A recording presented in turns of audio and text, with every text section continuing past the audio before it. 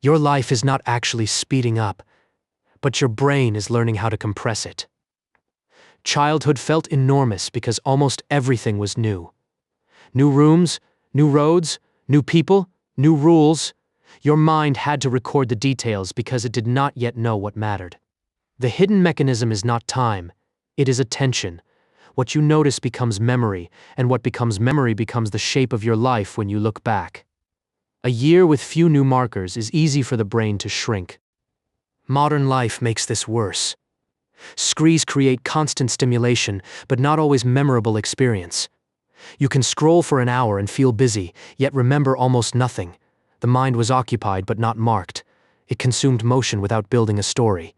The uncomfortable truth is that comfort can make life feel shorter. Predictability protects you from stress, but it also removes the sharp edges that memory holds onto. The brain remembers difference. It forgets sameness. The goal is not to fight time. Time will move. The goal is to give your mind more anchors inside it. A life with more noticed moments feels larger, even if the clock never changes. There is another layer. The future feels wide because it has not happened yet. The past feels narrow because the brain has already edited it. When you're young, the future is full of firsts. First job, first home, first love, first failure. Later, the future can start to look like maintenance. This is why photographs can feel shocking. They prove that time contained more detail than you remember. Different clothes, different weather, different faces. The camera kept evidence the mind discarded because it seemed ordinary at the time. Ritual can help: a morning walk, a Sunday meal, a notebook, a voice note at the end of the day. These are not productivity tricks, they are memory anchors. They tell the brain, this moment belongs somewhere. Contact means actually touching the day with attention, tasting the food, hearing the room, looking at the person, letting an experience finish before replacing it with another one. There is also the proportion effect. When you're 10, 1 year is a huge piece of your entire life. When you're 40, 1 year is much smaller by comparison. The calendar did not change, but the scale inside your mind did. Adulthood often replaces first impressions with management. The dishwasher breaks. The insurance renews. The message needs answering. These things matter, but they rarely become stories. They become maintenance noise around the edges of memory. This is why travel can feel longer than staying home. It forces your brain to build a fresh map. The road is different. The food is different. Even small decisions require attention. Your mind starts recording again. The danger is living on autopilot and then blaming time for disappearing. Autopilot is not failure. It is the brain saving energy. But if every week runs on autopilot, the year will feel thin when you look back. This does not mean chasing constant excitement. That becomes another kind of blur. The point is not more stimulation. The point is clearer attention. A quiet moment can become memorable if you're actually inside it. When you remember your life, your brain looks for scenes. A kitchen conversation, rain on a window, a mistake that changed you, a song in a car, a face across a table. Scenes give time a shape. You can also mark time deliberately.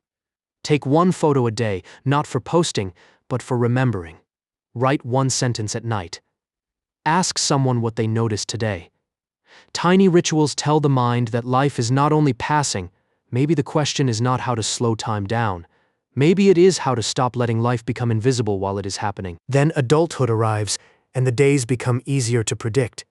The same commute, the same apps, the same shops, the same rooms. Your brain is efficient, so it stops saving every repeated detail. It does not feel like memory disappearing, it feels like time moving faster. This is why one strange weekend can feel longer than an ordinary month. Novelty forces the brain to wake up. Routine lets it summarize. A day full of repeated actions may be real while you live it, but later it collapses into one small folder called Tuesday. This is why adults often feel as if whole seasons vanish. It is not because nothing happened. It is because the same kinds of things happened in the same order, under the same light, while the brain used old maps instead of drawing new ones. That does not mean you need a dramatic life. Small disruptions work too. Walk a different route. Cook something unfamiliar. Call someone instead of texting. Go somewhere without turning it into content.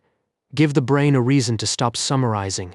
When people say life is short, they are partly right, but often what they mean is this: life becomes short when the days stop leaving evidence. The solution is not to do everything, it is to be awake for more of what you already do. Maintenance is important, but memory does not treat it kindly. Paying the same bill 12 times rarely becomes 12 memories. It becomes one idea: bills. Driving the same road 100 times becomes one idea: commute. The brain saves energy by turning repetition into categories. The tragedy is that ordinary life is most of life. If the mind only records novelty, then the majority of living can vanish quietly. The challenge is to notice the ordinary before it becomes invisible. People often try to make life feel bigger by adding more speed, more plans, more goals, more consumption, but speed can make time disappear faster. What expands life is not always quantity. It is contact. The strange secret is that slowing down does not waste time. It can return time to you. A noticed minute is longer than an automatic hour, and a life made of noticed minutes has more room inside it. This is why school summers could feel endless. They were not only full of free time, they were full of first impressions. A new game, a new street, a new friend, a new fear. The brain had not yet learned to compress those patterns. A strange thing happens when a day is very efficient. You may get many things done, but remember almost none of it. Efficiency is useful for tasks. It is terrible for the feeling of a life expanding. But you do not need a dramatic holiday to wake the brain up. You can create small firsts inside normal life: a different cafe, a new route, a conversation you usually avoid, a skill you're bad at. Memory likes edges. One useful question is, what happened this week that could only have happened this week? If the answer is nothing, the brain may file the week with all the other weeks that look the same. Screens are tricky because they feel like novelty while often producing sameness. Every video is different, but the posture is the same. The thumb moves, the face glows, the body waits, the minutes pass without a location. So the practical answer is to build more scenes. Not content, scenes. Moments with a place, a feeling, a person, a decision, a beginning and an end.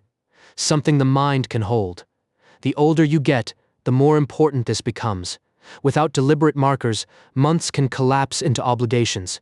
With markers, even ordinary seasons become easier to recover, because the clock will keep moving either way.